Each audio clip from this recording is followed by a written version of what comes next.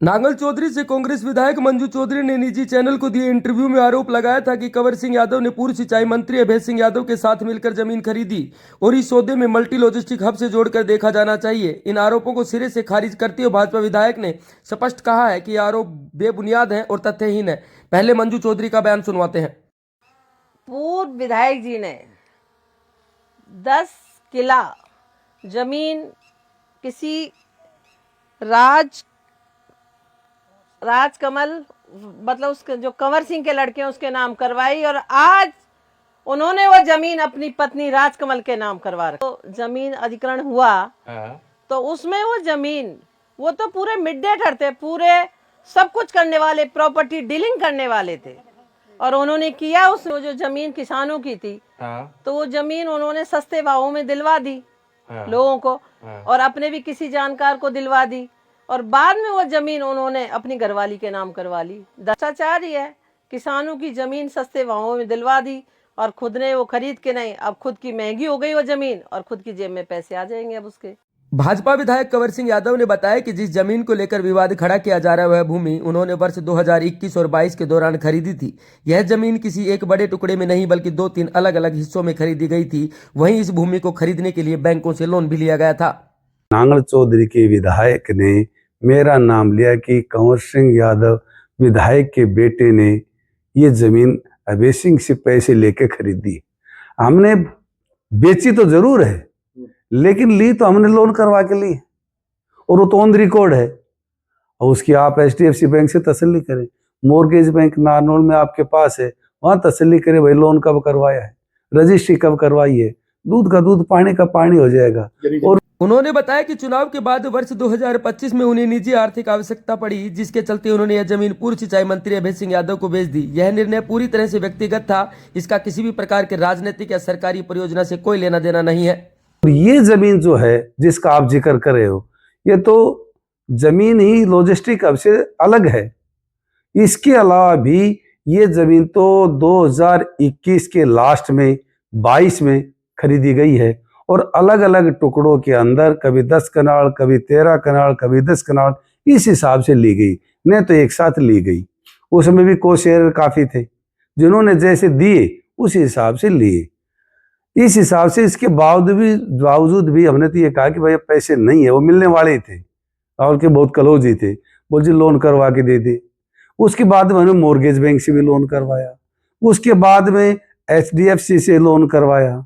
जब जरूरत थी तब हमने बेची, बेचने के बाद में पहले पैसे लेकर लोन क्लियर करवाया, लोन क्लियर करवाने के बाद में ये रजिस्ट्री करवाई है और रजिस्ट्री भी शायद एग्जैक्ट डेट तो नहीं बता सकता लेकिन 2025 में हो सके कि अप्रैल मई या जून के महीने में ये रजिस्ट्री हुई।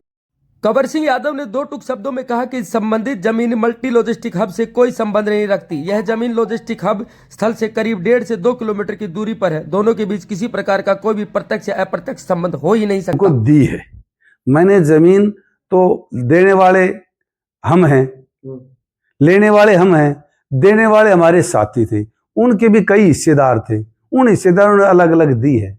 डॉक्टर साहब को तो हमने अभी दी है 2025 के अंदर और उसी टाइम हमने उनसे पैसे लेकर अपना लोन क्लियर कर दिया, बाकी हमने पैसे अपने यूज कर लिए, पैसे की जरूरत थी इसलिए ही दिए। इस मामले को बेवजह तूल दिया जा रहा है। यह कोई सैकड़ों एकड़ जमीन नहीं है बल्कि सीमित मात्रा में खरीदी गई भूमि है। जमीन के भुगतान के लिए 2 बैंकों से लोन लिया गया और सभी दस्तावेज आज भी विधिवत रिकॉर्ड में मौजूद हैं। इसके बावजूद इस मुद्दे को जानबूझकर राजनीतिक रंग देना दुर्भाग्यपूर्ण है।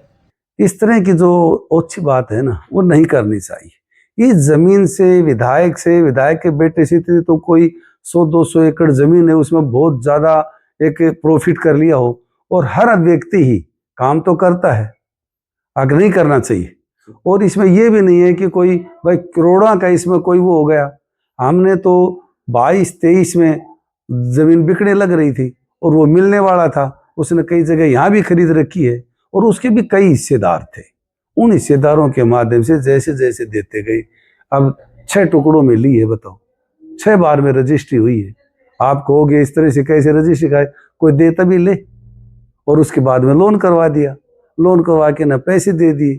जब हमने बेची तो उस लोन को हमने क्लियर करवा दिया, NOC ले ली। तो इसके बावजूद भी इस तरह की मान ले कि छोटी बात कहे, वो थोड़ा सा ठीक नहीं लगता।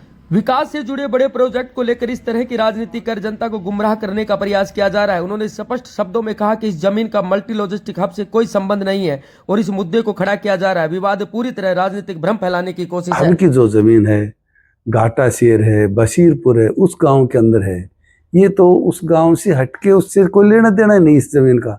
अब शेर इसका क्या लेना देना? और वो जमीन तो अभी हमने 21-22 के अंदर ली भाई। अब की जमीन तो 16, 17, 18 के अंदर हुई है और ये जमीन हमने ली है 21-22 के अंदर। तो लॉजिस्टिक हब का इस जमीन का लेना देना तो कोई नजदीक भी नहीं है। इस तरह की राजनीति तो नहीं करनी चाहिए, ये तो अच्छी राजनीति है।